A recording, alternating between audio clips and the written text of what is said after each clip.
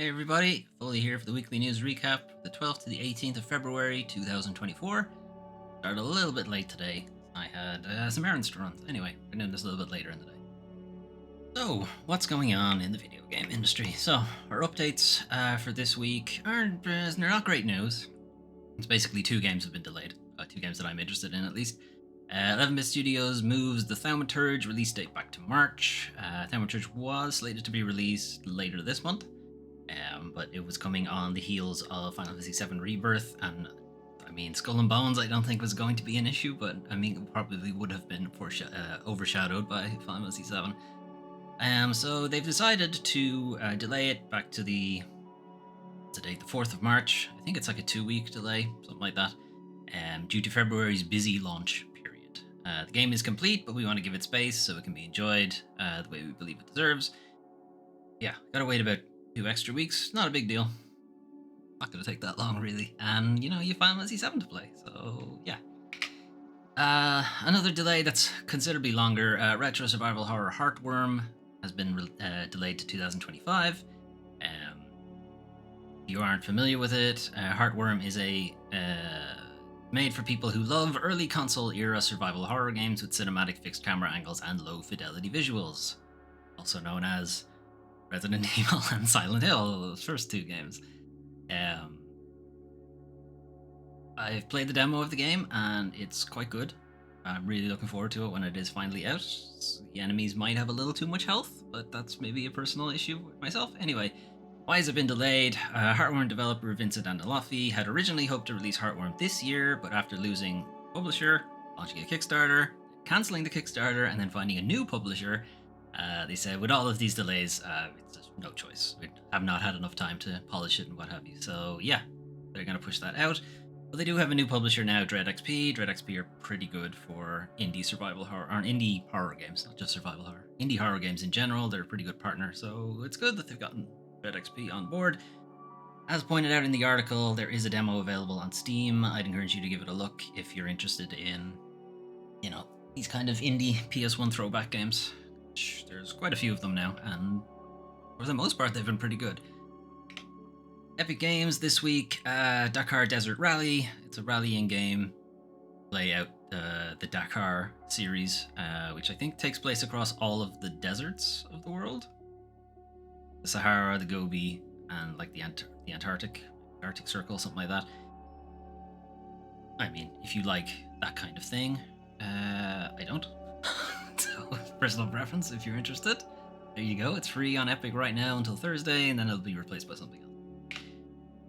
Okay, monthly games. This time, PlayStation Plus. So the PlayStation Plus catalog, that is for people who are on Extra and Premium. So PlayStation Plus Extra, PlayStation Plus Premium are now able to, or will be, sorry, on Tuesday, will be able to access the monthly additional games.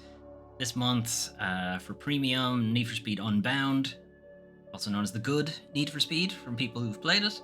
It's a much more arcade-focused thing. It's got a really lot of style to it. It's very, street racing kind of thing.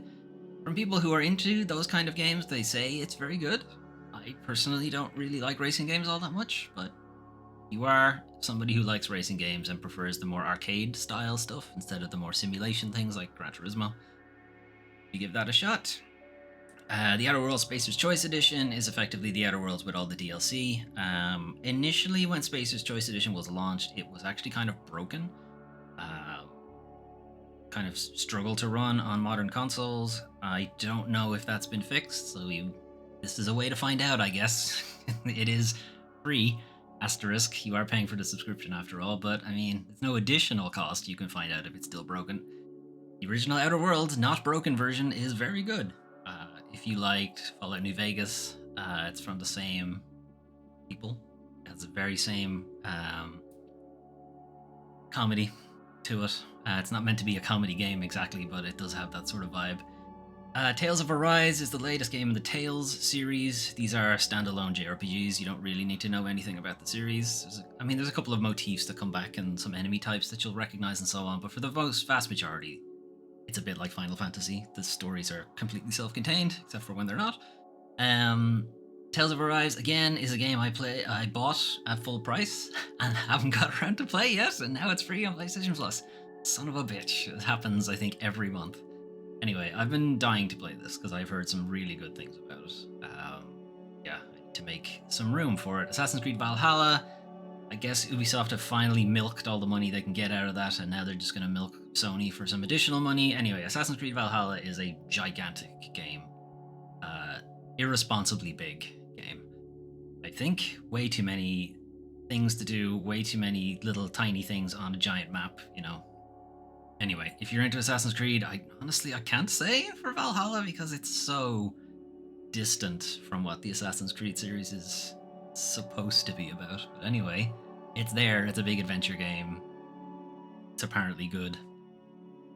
Lego Worlds, I think, is Minecraft, which is really weird because Minecraft is effectively virtual Lego. There's this weird circular thing going on here, but effectively Lego Worlds is more or less Minecraft. Lego Jurassic World is more the traditional Traveler's Tales Lego games. It's the Lego treatment for the Jurassic World film. Rogue Book, no idea. I'm sure it's a roguelike of some kind. Embrace the challenge of a roguelike deck builder. There you go. Unique mechanics from the developers of Feria and Richard Garfield, creator of Magic the Gathering. Alright, well, there might be some interesting things going on there. Roguelike deck builders. And yes, I know I liked Inscription. I know. Don't go there. Don't at me. For the most part, they are not all that interesting. Rogue Lords, another roguelike, probably. Play as the devil in the Star Fantasy roguelike. Beat many moons ago, you're finally coming back as your most failed player. Play runs out, runs to collect ancient artifacts to regain your power and take back your rightful place. Some evil geniuses. Dracula, Headless Horseman. I know Headless Horseman's not going to be a genius, he's headless. Clues in the name there, but okay. Build their set of skills and create synergies. So are you actually playing as the devil, or are you playing as Dracula and what have you? I don't know. Anyway, it's free, and it's been free on a lot of services by now. I'm surprised it's taken this long to get the PlayStation Plus. And then there's a ton of other Tales games. Tales of Zestiria, I liked the combat in it. I did not like the story. I thought it was a bit too twee. It's somewhat sequel. It's kind of a sequel. It's set like, I don't know, a couple of 100 years after the game. Tales of Berseria, in Berserk. It effectively is Lady Berserk, the game. It's really good. But yeah, this one was not particularly great. Anyway, PlayStation Premium Classics, Resistance Retribution is the PSP Resistance game. So yeah, not sure where it fits into the trilogy of Resistance games. Jet Rider 2, I think it's a racing game. I'm not sure. Experience extreme all-terrain racing on tangent. Yeah, it's like a hover bike racing game, I think. Even more Tales games. Tales of Symphonia is very good, and this is the remastered version specifically, so it's not a port of the original. Tales of Vesperia, also a very good one, and you can see it has a doggo in it, and the doggo smokes a pipe. Amazing. I mean, that's like 5 points on the out of 10 scale already, just for a smoking dog. Anyway, that's your PlayStation Plus catalog for this month. Those are some of the games you can play now, but what if you wanted to play something... those are some of the games you can play soon. I fucking messed up my own intro. But what if you wanted to play something right now? You can play Vanisher's Ghost of New Eden. This is the latest game from Don't Nod, or whatever way they want to pronounce their names. Now, this is specifically from the Vampire team, as opposed to the Life is Strange team. Vanisher's Ghost of New Eden, we are playing on the channel right now. It is my latest Let's Play. We're not very far in. We've only done like one stream of it. I'm liking it so far. You're playing effectively a Ghostbuster whose partner is a ghost, and you're like conflicted on whether or not you should, send them to the afterlife or keep them here because you love them or whatever. And then there's gameplay involving you being in the, corporeal world where you can affect things, and then you can swap to the ghost woman who can do things in the ghost world, and in tandem with that kind of thing. So far, interesting. The combat is a little simple, and your character's not particularly responsive. But so far, anyway, it's been interesting. We'll see how much further it gets. That's Vanisher's Ghost of New Eden. Then we have Donkey Kong, or Mario vs. Donkey Kong. This is a remake of the original Mario vs. Donkey Kong. Not the Donkey Kong game, specifically Mario versus Donkey Kong, which is really more of a puzzle game. Um, so in this case, it's not your traditional Mario platformer. It's much more of a kind of, yeah, it's kind of like a puzzle game. You know, you're trying to figure out your way through the level to collect all of the items that you need, and then also defeat Donkey Kong at the end and so on. So it's a bit more of a slow-paced thing. You won't be rushing through it, even though it does have a timer. You won't really be rushing through those levels. The demo doesn't really have a lot in it, so it's hard to tell. But, you know, it's a Nintendo first-party game, so at the very least, it'll be good, if not great. Ultros. Ultros is a gross Metroidvania. So in Ultros, you are traveling through, I think you're traveling through the body of like a horrible creature or something, but everything is all squishy and like super colorful, yeah, but in like a gross toxic way, I guess.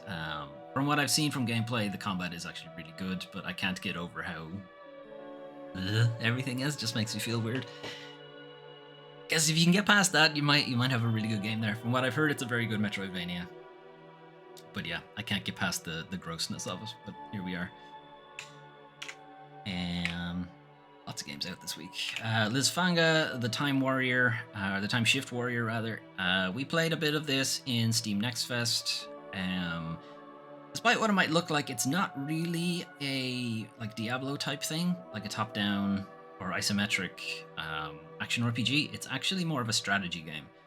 You have the time shift, as you might imagine, so you can clone up to X number of yourself, and in one run you'll attack a couple of enemies, and then in your next run the previous you will go off and still attack those enemies, and then this new you can go off and attack a different bunch of enemies. And as you kind of chain them all together, there's a couple of different rules, like these enemies need to be killed at the same time, or these enemies can't be reached yet until you hit them, or until you defeat some other enemy first, or somebody has to hit a switch first, so this other one, so now you're trying to time it to like, would they have hit the switch by now? Can I get through it? There's some really interesting strategy there going on. I can't wait to see the speedrun of this, to be honest, because it'll probably look insane. Yeah, the demo was a lot of fun. It was a little long-winded, personally. I think I kind of got the gist of what they were going for pretty early, and I would have liked to have seen story. There's no real story in the demo. Anyway, that's Lizfanga, the Time Shift Warrior. Tomb Raider 1 to 3 Remastered. We're going to be talking a little bit about this in Industry Bullshit, but yeah, the Tomb Raider 1 to 3 Remastered collection is now out. It's bringing Tomb Raider 1, 2, and 3 back into the modern world, warts and all. If you remember Tomb Raider being clunky as fuck, it's still clunky as fuck. Visuals have been redone, things have been smoothed out. Lara actually has round boobs now instead of pointy ones, and so on. But otherwise, it plays much the same, exactly the same, in fact. There are modern controls.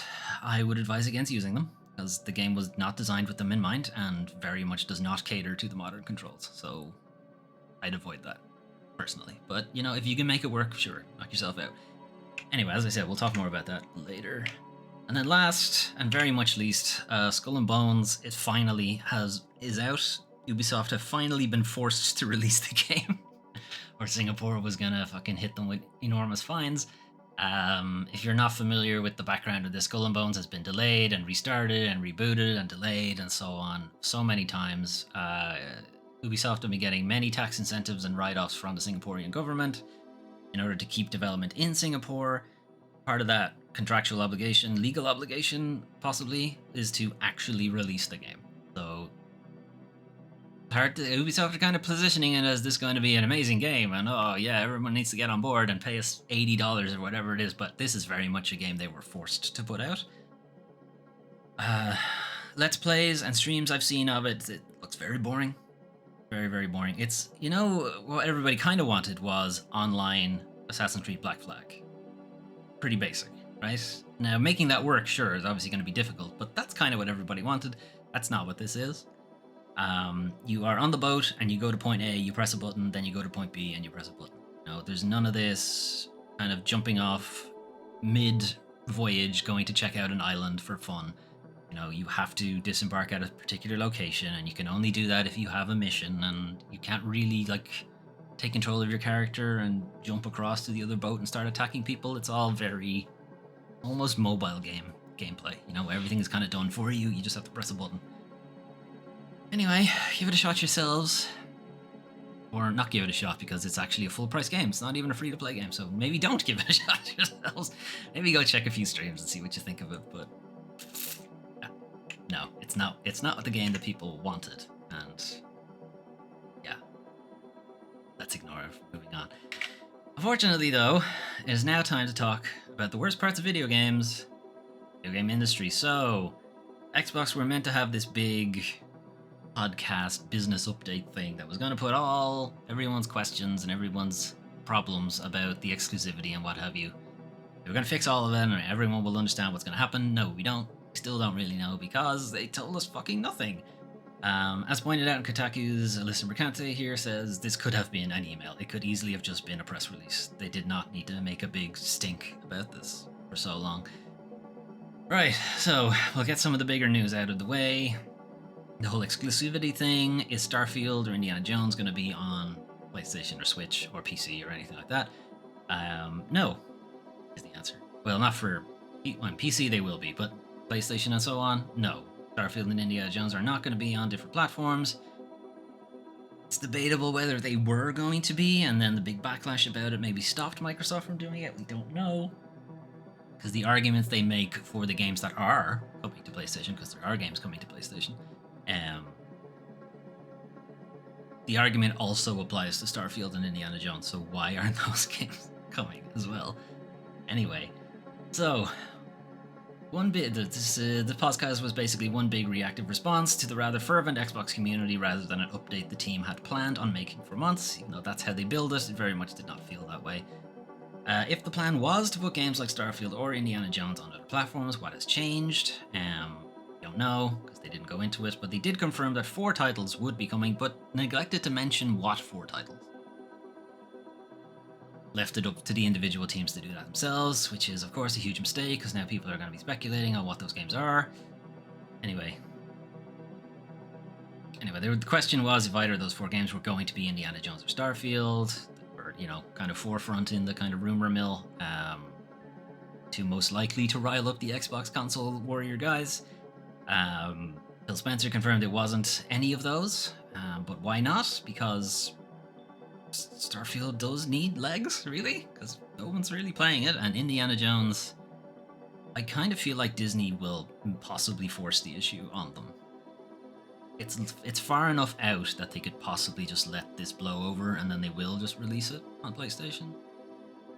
And not tell anybody, who knows, we don't know yet. Anyway, Starfield remains Xbox exclusive was kind of the takeaway that everyone wanted to go there with at the moment. So what are the 4 games?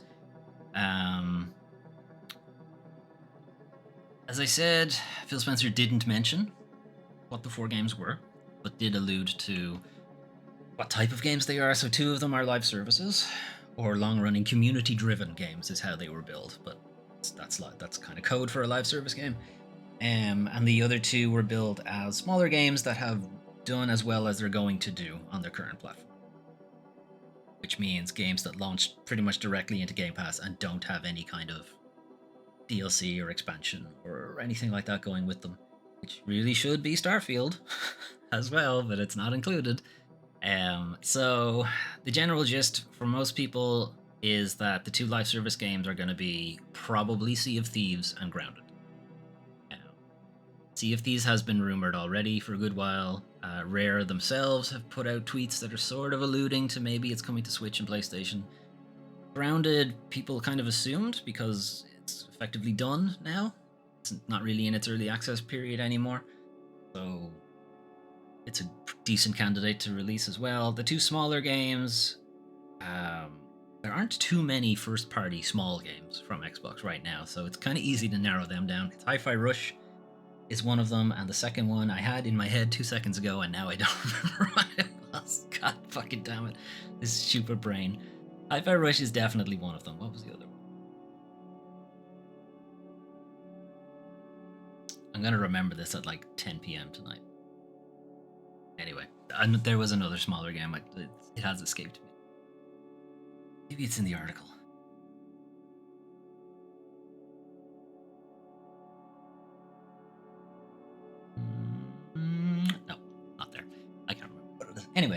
Other news that came out of that, Diablo 4. Now that the Microsoft Activision Blizzard merger has happened, Diablo 4 will be the first of those games to hit Game Pass. If you don't have it already and you're waiting for Game Pass, it'll be the first game out. I don't think there was a date for it yet. Maybe there was. I wasn't really paying attention. It's possible that it's next month, but I wouldn't don't hold me to that because I was not paying attention at all. And then they gave some numbers about how Game Pass is doing so well. We have 30 million people paying for it at this point now.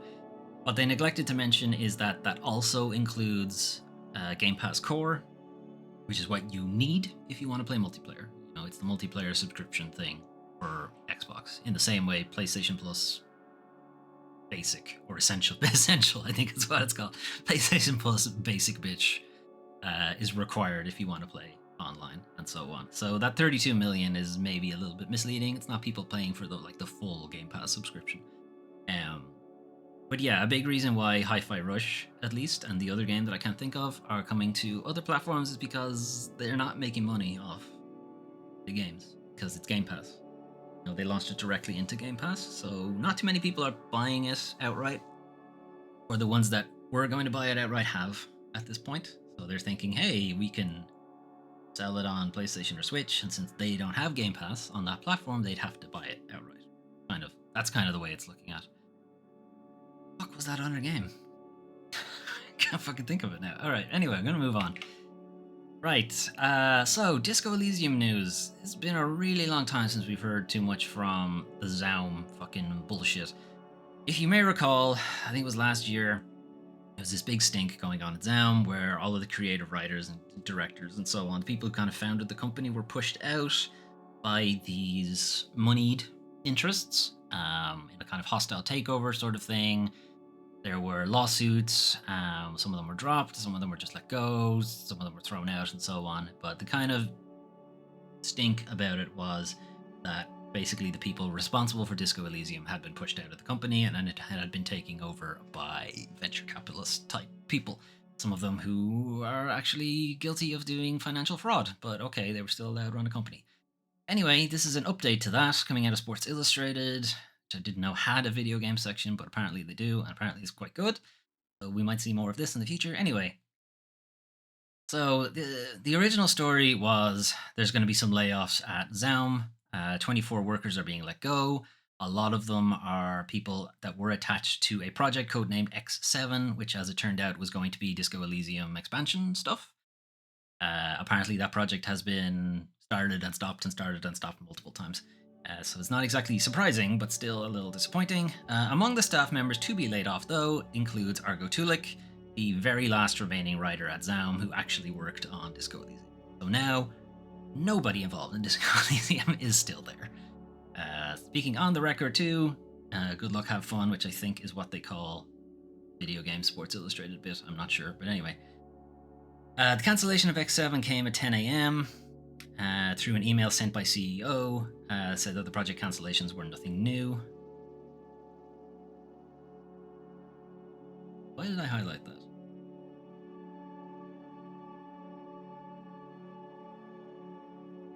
I don't know why I highlighted that. I think I meant to highlight something else. Anyway, yeah. So there had been a bunch of people laid off already, and that team had been absorbed into X7, the Disco Elysium expansion, and then that project had been cancelled, and then all those people are being let go, and so on. Tulik and principal writer and co-created X7 and had been working. Okay, yeah, my highlights have been all fucked up on this. Okay, find out what I actually want to highlight here.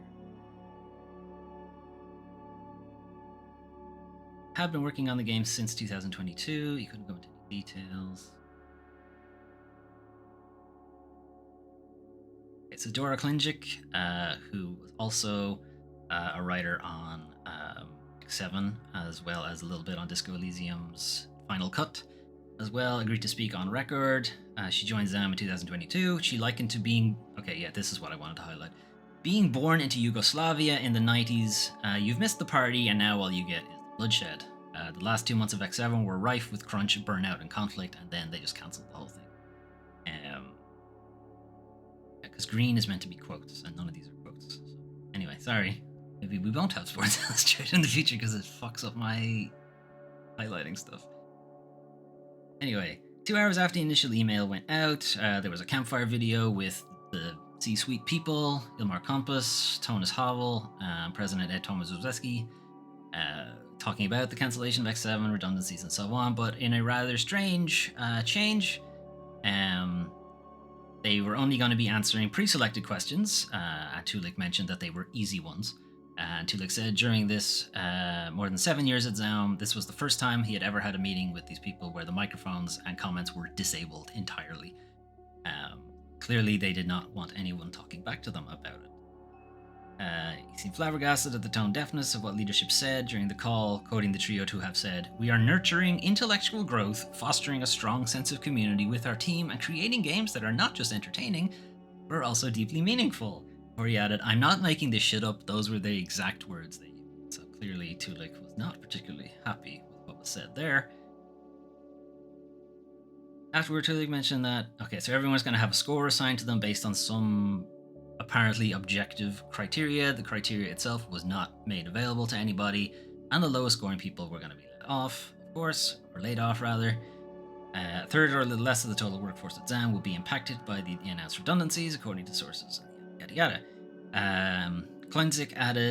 Dora Klinzik added that a lot of the people who were impacted and apparently got lower scores were, huge surprise here, were people who had raised complaints about working conditions and ended up being the people targeted for redundancy. That's weird. How come they got this objective criteria applied to them? It suddenly singles out the people who were complaining. Weird, that one. Tulik described yesterday's atmosphere at Zaum as something like 10 seconds before the Chicxulub impactor wiped out the dinosaurs. It's the meteor that killed the dinosaurs. Pretty gloomy. We asked how studio culture had changed after the original writing team had left, forced out, and after the People Make Games documentary. We kind of highlighted that about a year ago. People Make Games did a video documentary about what was going on with Studio Zaum and Disco Elysium and so on, and it was fucking messy, really fucking messy. Documentary was very good. What was happening was incredibly messy, and they did a very good job managing to sort of make it easy to follow. I encourage you to have a look at that video.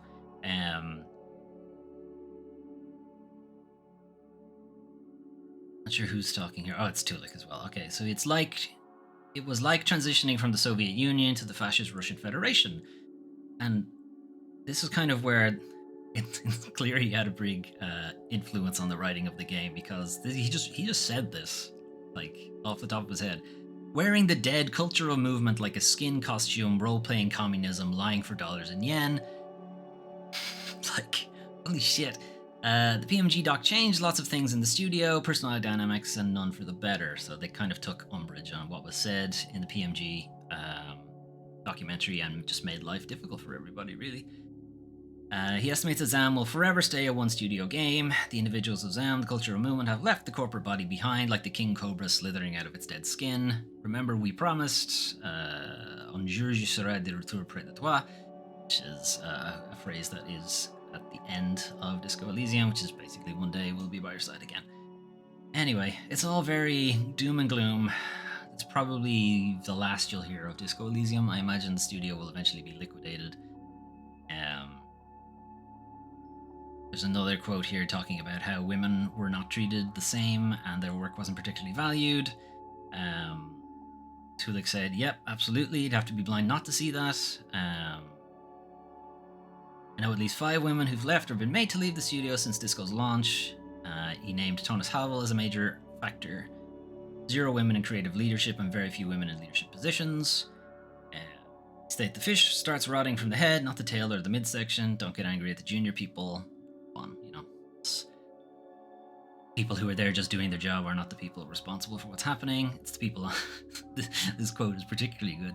It's the people on top, the motherfuckers in sailing shoes and bow ties that fucked Harry, fucked Kim, fucked Robert, Rostov, Helen, Olga, Cash, these are all the writers from Disco Elysium. Fucked Elysium, fucked you, and me too. They are not artists, they are professional fuckers. This is just a fantastic quote.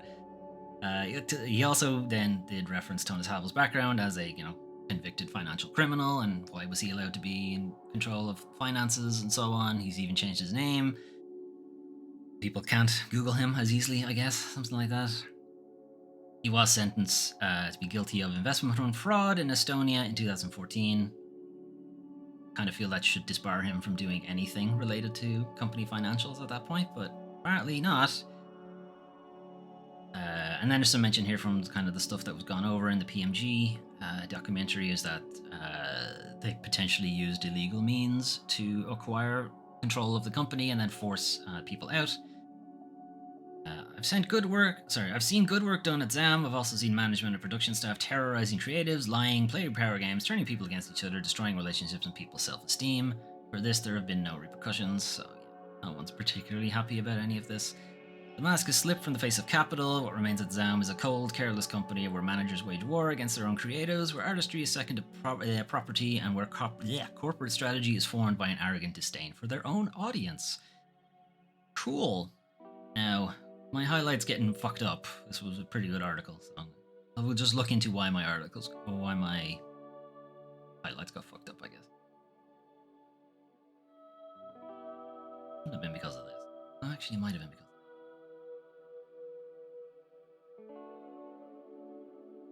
It might have been because this was. It's just that many lines have been pushed down. Anyway, whatever. Good article.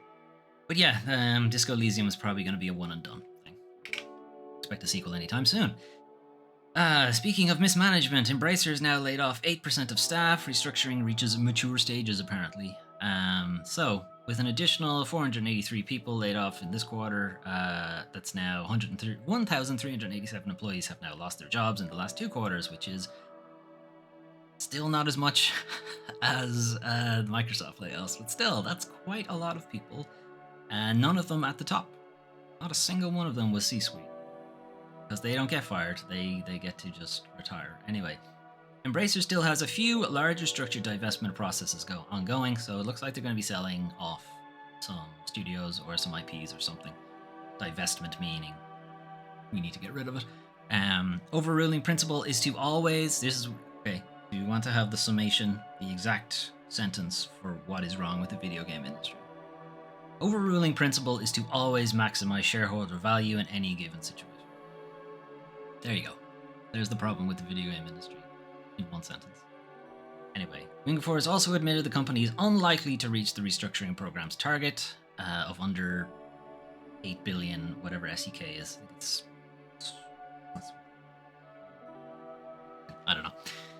Some currency that I don't know. Anyway, with that news, guess what happened? Guess what the shareholders thought of that? They thought you fucked it up, and now the share price has gone down even further. Maybe don't be beholden to them. Maybe stop being shitheads. How about that? Embracer has cancelled 29 unannounced projects since April of last year. This means that there's now, from 153 unannounced projects, it's been dropped to 124. A presentation alongside the report states a total of 22 projects were written off this financial year. I guess 7 of them were for April, possibly. It's unclear what happened to those remaining 7 ones, which maybe they didn't have financials attached to them, who knows. Games that are currently on the slate for Embracer right now, it's the Tomb Raider 1-3 remaster. That's already out. The Alone in the Dark reboot, and Lightyear Frontier, which is sort of Stardew Valley with mechs. Apparently Star Wars Knights of the Old Republic is still there as well. But anyway, this kind of, we're going to maximize shareholder value, it's clearly not working for you, and it's not working for the game industry in general. Maybe rethink that one. Anyway, we'll have a little bit more to say about that, because the people at Baldur's Gate developer Larian Studios had something to say about that mindset. Okay, speaking of fucking financial people being in the head of things, PS5 entering the latter stage of its life cycle. Do you think it's entering the latter stage, or has it basically just started? Because I think it's pretty much just started, but okay. The company revealed it doesn't plan to release any new titles in its major franchises for the remainder of 2024. That's because Jim Ryan wanted them all to go live service things, and then when he left, everyone went, oh, fuck those live service things, they're not working out, everyone needs to cancel their projects and start working on something else. So they got nothing on the slate, because they went all in on the prestige AAA shit. Make every game the exact same game. And fuck you for making smaller games that won't take as long to make and don't have as big a budget. Maybe won't make as much money either, but to put something out in between these giant projects, instead of relying on The Last of Us Part 3 remaster, Part 2 remaster, remake, and so on. Think about all the games that Sony has released since the PS5 came out, and how many of them are remasters or remakes of games that had only been out for like 2 years. Like Spider-Man got a remaster for PS5. What the fuck?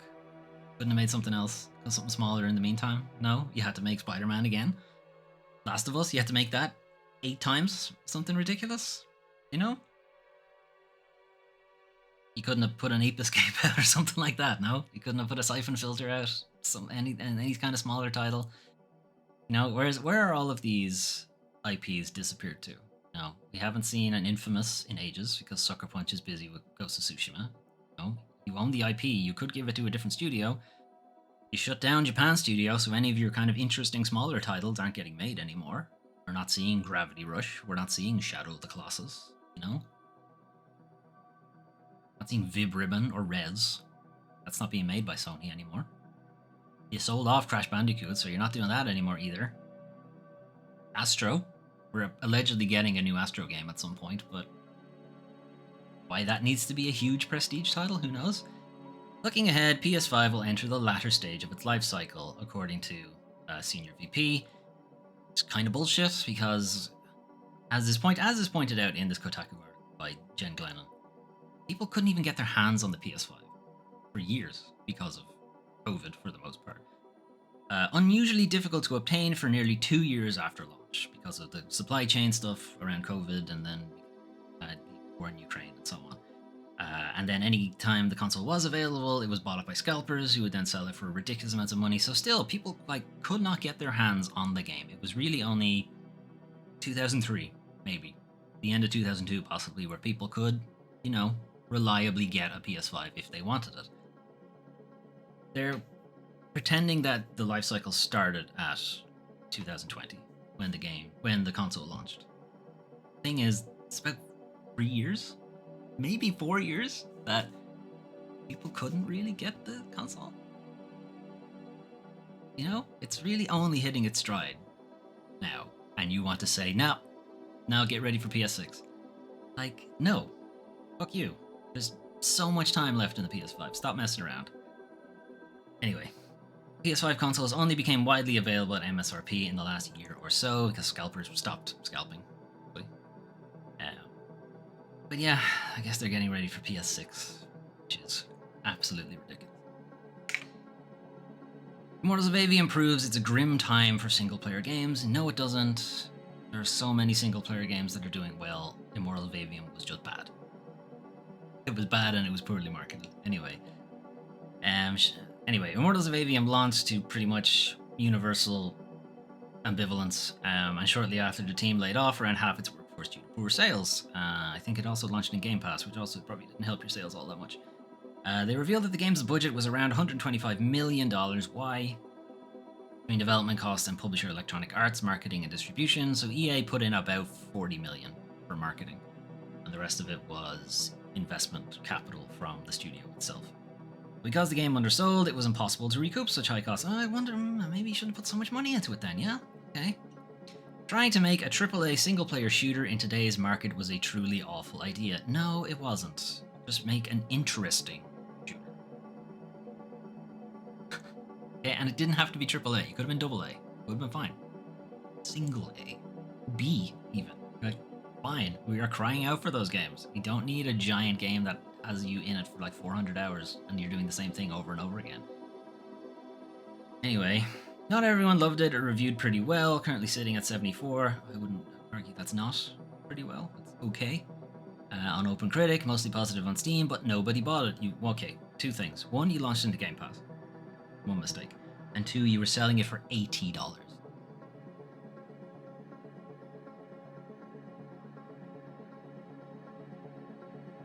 There's your problem.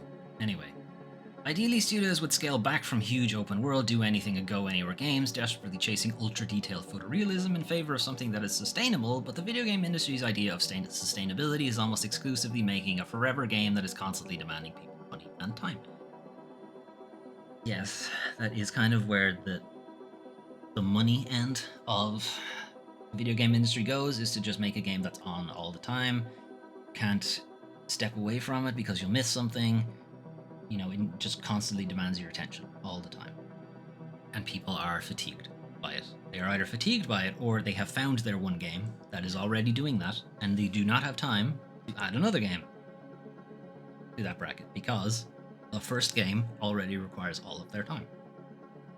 Where am I going to fit in more time for this second game? And if I do, that first game gets nothing. No? You can't split your time between them because they require so much. Pair that against something like Hi-Fi Rush. Short game, it's a lot of fun, you play it, you're done. Or if you really liked it, you play it again. Because there's, harder difficulties and time attacks and what have you. Immortals of Aveum should have been that. But it wasn't. It was a boring Call of Duty clone. With magic. That's what I got from its marketing, and if that's not what the game was, you marketed it. Budgets increase without feasible return. Why? Why do budgets increase? Fine, inflation, but it shouldn't be by that much. It should not be costing you this much money. Make a smaller game. It does not need to be giant 400-hour things like Valhalla. That's too big. Anyway, because no one up top stops to think, what if this game didn't have to be the biggest, most expensive version of itself? Yeah. Again, we already had the one sentence that sums up the video game industry, but that would be a really good follow-up sentence to do kind of the same thing, is that they don't think they have to spend all of the possible money they can on this game to then get back obscene amounts of money afterwards. You could spend maybe a little money on this game and get a little bit of money back. Do that, and then do that a couple of times. Instead of spending all of your money and then not making your money back, and now you can't keep the studio open anymore. Idiots. Okay. People striking back against these terrible ideas. French Ubisoft workers on strike over salary. So the French Video Game Workers Union, STJV, organized a strike today, which was Valentine's Day, across 3 Ubisoft studios. So Ubisoft's Annecy and Montpellier. Montpellier is technically 2 studios. So technically it's 3, but I suppose really it's 2. Anyway. They called for the strike earlier this month following the failure of the annual salary negotiations at Ubisoft. Despite the union's efforts to find an acceptable compromise, negotiations hit a wall. In order to hit arbitrary cost reduction targets, management offered a budget dedicated to raises that would be lower than inflation for the second year in a row, and if it's lower than inflation, it is in fact a wage reduction. But of course, they don't seem to think about that when it comes to wages, they only seem to think about that when it comes to prices. The union also pointed to Ubisoft's financial report, during which CEO Yves Guillemot said results were well above expectations. So if they were well above expectations, why do you have cost reduction targets? Why don't you have wage increase targets? No? Why don't you have that? You just said you made more money than you were expecting to. Anyway, the strategy chosen by management aims at saving €200 million over the next 2 years among production costs. We are contesting this strategy. When you're a game development studio, the right way to make money is to make video games in the best possible conditions so they can be of the right quality. It's not by skimping on the workers who build them or by saving on the tools they use that you're going to make money in a capitalist context.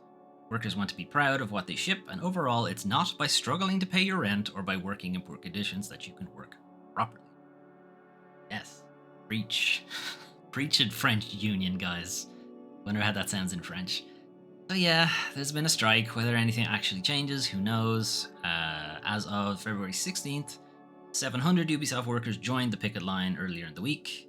So it was across Paris, Montpellier, Annecy, Lyon, and Bordeaux. I guess some of them were in the companionship. I think they may potentially didn't actually work for Ubisoft, but they stroked with them, striked with them. Anyway, moving on. Why don't you ever keep my cookie response to this? Alright, Baldur's Gate 3 devs talk about the state of the industry during DICE Awards speeches. So this time they didn't have a please wrap it up sign when they were collecting their award this time. The DICE Awards really are like the proper Game Awards, opposed to Jeff Keighley's 4 hours of ads. The DICE Awards are actually an award show. Anyway, Baldur's Gate picked up a lot of them. Game of the Year, again, RPG of the Year, Outstanding Achievement in Game Direction, Game Design, Story, lots of things.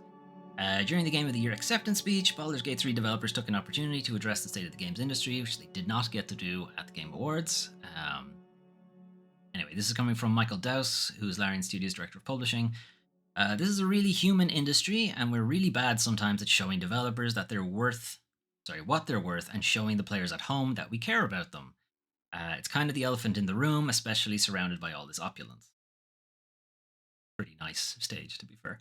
Many people were let go at the start of this year. I want you to know that you are all talented, that you matter, and that you are the future of this industry. Then asked afterwards, David Walgrave, Larian Studios production head of production, this is the guy who oversees the whole thing, asked some things to say about the secret to Larian's success. And he says that Larian bases its decisions on figuring out what the players want and what the developers want to create. That's it. What do you want to make? Do the players want you to make that? Yes. Great, let's make it. Larian Studios isn't beholden to shareholders and doesn't rely on live service money. We ask you to pay one price only for the game, and then that's it. You own it. We're done. We don't have shareholders, but we also don't think about them. Building games that are actually fun is going to make you the money, and that's it. Cool. Remember when studios used to have that idea? Before the money heads got involved? Before the suits got involved? Some studios still do it. You can see, because all of the studios that are having real difficulty, the money shitheads are having to lay off people, and the studios that don't have that problem aren't having to lay off people. Maybe look into that one. Alright, moving on. Stuff happening in the community. Palworld's community manager reminds people impatient for updates that it's okay to play other games, you know? So this is coming off the back of people saying that, oh, it's a dead game because they're not getting any updates and they're losing concurrent players and what have you. Anyway, with its success has come the inevitable slew of impatient people saying the game's dead because it's not receiving updates fast enough. Palworld's community manager, Bucky, has gently reminded folks that not only is this discourse lazy and poisonous, really, but go ahead and play other games instead. This emerging Palworld has lost X% of its player base. Discourse is lazy, but it's probably also a good time to step in and reassure those of you capable of reading past a headline that it is fine to take breaks from games. You don't need to feel bad about that. Palworld, like many games before it, isn't in a position to pump out massive amounts of new content on a weekly basis, and you don't want that. Don't want that. Because that's where crunch comes from. That's where video games needing you to be logged on all the time, constantly. It's from. It's from you pushing for more updates, constantly. Like new shit every week. No, you don't. Go play a different game. This is where we get the 400-hour game from. Stop doing that. Anyway, new content will come and it's going to be awesome, but these things take a little bit of time. Hopping from game to game is fine. Devs hope you'll come back for round 2, but if you don't, that's also fine. Don't worry about it. Go play something else. There's so many fucking good games came out last year. Go play some of them. Anyway, talking, as I said, we would come back to the Tomb Raider 1 to 3 remaster. As it turns out, it was actually developed by a team of mod makers for the Tomb Raider original games. And the reason why they had gone quiet on some of their projects is because they were working on this in the background. So a Tomb Raider fan and modder was leading the development team of Tomb Raider 1 to 3 remastered. X-Progger, or X-Proger, possibly, hopefully, anyway, is the brains behind OpenLara, an open source cross-platform engine of the classic Tomb Raider series. The project had been on hold for a good while because working on this. For the past year, I've been busy with the dream project that has become the culmination of the last 8 years of my life, Tomb Raider 1 to 3 Remastered. Thank you to Saber and so on, people, for trusting me to lead the project and assemble a dream team of fans, because they were allowed to pick their own team, get people on board. Kind of one sort of not great thing that he kind of pushes up as a good thing, but I don't think it was a very good thing. But anyway, development team of crazy people ready to work 24/7. Ready to work 24/7, is, I suppose, good and shows passion and so on, but actually doing it? No, don't do that. That's where crunch comes from. This is where managers exploit people with passion. Because they know you're passionate about it, and they know you want to work in this industry. So they'll use that against you. Work your hours and stop. Stop for the day, stop working. Anyway, Let's see. Oh, we leave to play. Leave Banishers to play in the background. Right, that was your news a little bit later in the day for the 12th to the 18th of February 2023. So, some delays. Thaumaturge has been delayed a couple of weeks, not a huge deal. And slightly bigger deal, Heartworm has been delayed into next year. It's not ideal, but as I said, there are tons of other games to be playing. Just like the Palworld Community Manager. It's okay. We can wait. I'll go play something else. It's fine.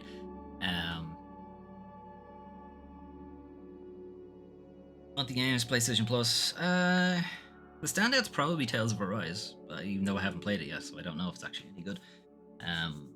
But I've heard some very good things about it, so I am looking forward to playing it whenever I do eventually get around to it. I'm still sort of debating whether or not to stream it because I know it's a big game. I know it's a pretty big JRPG. And streaming that means part 20 something.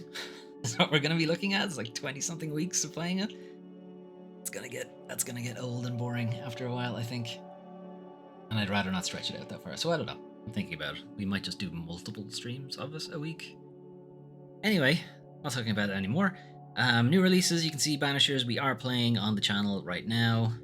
We've only just started it this week, because that's when the game came out. Came out February 13th. Started playing it on the 14th. Tomb Raider 1 to 3 remaster. Mario vs. Donkey Kong. Getting decent reviews. Not amazing, decent reviews. Skull and Bone is getting absolutely slated for reviews. For the people who've actually managed to put up a review, yes, obviously it being a live service game, the servers were only available when the game released, so reviews might take some time to come through. I'd suggest you watch somebody play it and make that decision for yourself. Watch a streamer you trust. See what your vibe from the game is, and you'll decide whether or not you like it or not. Industry news, the Xbox podcast thing was pointless. Could have been a press release. They didn't need to build it up as this sort of hype moment. The takeaway was that Starfield and Indiana Jones are not coming to PlayStation, but at least four games from Xbox first parties are going to be coming to PlayStation and Switch. Now, they didn't necessarily mention PlayStation and Switch, but they did say other platforms. Not too many other platforms that can play those games, so it's PlayStation and Switch. And again, they didn't mention what the games are, but it's probably more likely going to be Hi-Fi Rush and Sea of Thieves, and then two other games, one of them possibly Grounded, and then the other one I still can't remember what it is. It hasn't come back to my brain. I can't remember what the other small, single player straight into Game Pass game was. That was Xbox. Don't know. It would have come out recently as well, so I still don't know what it is.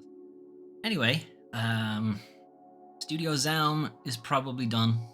The developers behind Disco Elysium, all the people who were responsible for the game are now effectively gone. If they aren't gone yet, they'll be gone in a few minutes, a few days.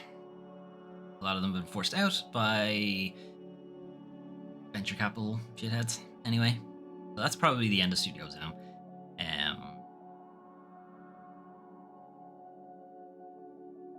Embracer is trying to maximize shareholder value above all other things. Never mind, health of the company and your employees. Fuck them. Just shareholder value. This makes me angry just thinking about it. Anyway, there were other things not maybe as important. The French workers for Ubisoft went on strike. Not sure if anything will come of it. Larian had some things to say. They finally did get to make their speech that they were denied at the Game Awards. And some community updates. The Palworld community manager is like, hey, stop being shitheads. Go play a different game. If you're waiting for updates, just go play something else. We're working on. Anyway, some interesting stuff. But that's your news anyway. But what is happening on the channel next week? So, this is currently where we're at for my planned Let's Plays for this year. So green ticks, it's done. The yellow dots means it's in progress, and the grey is it's on its way. So as you can see, Resident Evil 1 is done. Inscription is done. We finished it this week. My Friendly Neighborhood is also done. A couple of Final Fantasies are there as well. Fantasy 3 is completed. Seems to be it. Currently still in progress, Banishers that we just started this week. Master Detective Archives Raincode. Actually, I need to add a game to this list because we played another game this week. Anyway, so we finished Inscryption this week. It's a really good card game that has some sort of metagaming stuff going on in the background. Really interesting story, some good characters, and just overall kind of weird and not something you would normally see from video games. It has a really interesting narrative. Yeah, I thought it was really good, and there's a lot of deep dives on some of the lore that I need to do now because you don't get all of it from the game. Some of it you need to go out and look into it, and it's rare a game that I would actually bother to do that. Certainly in recent times. Older games, yes, because I was obsessed when I was a child, but now not so much. But Inscryption, yeah, I kind of need. I want to know everything about that game. Anyway, we have now finished Inscryption, and I need something to take its place. We'll get to that in a sec, because I have decided. Prince of Persia: The Lost Crown. We played a little bit of this on Friday as part of my Foley Plays Games a Bit series, where we play newly released games for a bit. We played the first 3 hours or so, just past the second boss. First boss, depending on how you want to look at it. Does the tutorial boss count as a boss, basically? And if he does, it's the second boss. If he doesn't, it's the first boss. It's fun. It's a really good game. I'm genuinely looking forward to playing more of it now off stream. Won't be playing this one on stream because I can see myself getting incredibly frustrated with the platforming. Some of the later stuff requires some fairly precise timing. Anyway, we'll look into it. And Silent Hill: The Short Message we played yesterday. This was a game that was dropped during the Sony State of Play as a free-to-play game coming from Konami. It's one of the few games Konami has actually developed now that Konami is trying to get back into actually developing their games and not just outsourcing everything. It's okay. It's not amazing. It's a walking sim for the most part, and then it's interspersed with some chase sequences that are more frustrating than they are scary. But it has a pretty... The story itself isn't exactly good, but I think the message it's going for is. I think they're just a little bit too heavy-handed with it. But some standout things, it looks really good. Despite it being grungy as fuck, it looks really good. And the enemy design is really well. That's Masahiro Ito for you. Same guy behind Pyramid Head. It looks very good. It's got a lot of PT, and a lot of this feels like an apology for PT being taken away. But there's a better way to apologize for PT being taken away. And it's to put it back. Put it back where you found it. Anyway, a lot of people are worried that this might be, how Konami is planning to continue with the Silent Hill series. I don't think so. I think this is more of a exploratory thing. They just wanted to make, maybe get their hands dirty with like the Unreal Engine and stuff like that. Hopefully, at least, because if it is where they're planning to take the series, not great. Anyway. Gross. Anyway, what game is going to replace Inscryption? So, I don't think any particular game would have been able to follow up on it, but I'm kind of hoping Stasis Bone Totem can do it, because we have played the original Stasis and Kane, follow-up sort of sequel to it. They're point-and-click adventure games, and they're very good. They're very grim, extremely gross body horror. Let's see. It's pretty some awful shit going on in this game. Think Dead Space, but even worse somehow. It is a point-and-click adventure thing, so it's not going to be super action-heavy or anything like that, and would probably fit in more as a Foley Fable, and to be honest, it probably will be a Foley Fable, and that means we have 2 Foley Fables going at the same time, which we don't normally do, but all of the games that I had on slate for, like, regular Foley Plays, I just wasn't feeling it. Maybe I'll come back to them later, or change that list, because all the games on it, I'm like, I think I need to have another look at that list. Anyway, Stasis Bone Totem we'll be taking a look at on... I forget what date I put down for the schedule. Thursday. Okay. So this is the schedule for next week. We're going to double up on Banishers, because that feels like it's going to be a pretty long game, and I'd like to get a decent chunk of progress in it before we go to just doing it once a week. Stasis Bone Totem will be on Thursday, but that will probably swap into Wednesday slot at some point. I don't know yet. Friday, I'm hoping to play some D&D. So there won't be a stream, but that is tentative, so we may still actually stream something on Friday. And then Saturday, Master Detective Archives Written Code is still going. It's still going somehow. 5-hour streams we've had. We have 7 of them, and that game is still going. We're only like halfway through it. Fuck, it's so big. Anyway, we'll make it happen. That's the streaming schedule for next week. For the Final Fantasy and Resident Evil series playthroughs, I am waiting for either Bone Totem or Banishers to finish. And then once either of those are finished, we will start Final Fantasy IV. And then when Final Fantasy IV is finished, we'll start Resident Evil 0. And then when Resident Evil 0 is finished, we'll start Final Fantasy 5. Like that. Okay? Right. That is it from me for this week. Thank you for keeping me company. Let me know about anything in this particular video. If you had any insights or stupid jokes, put them in the comment section underneath my face on YouTube, or drop over to the Discord if you like, and you can ask me and give me stupid shit as well, I suppose. If you're really interested in doing that, I don't know why I brought that up. Anyway, moving on. That's it from me for today. I'll be back on Tuesday with some more Banishers, and hopefully I will see you then. Have a good one.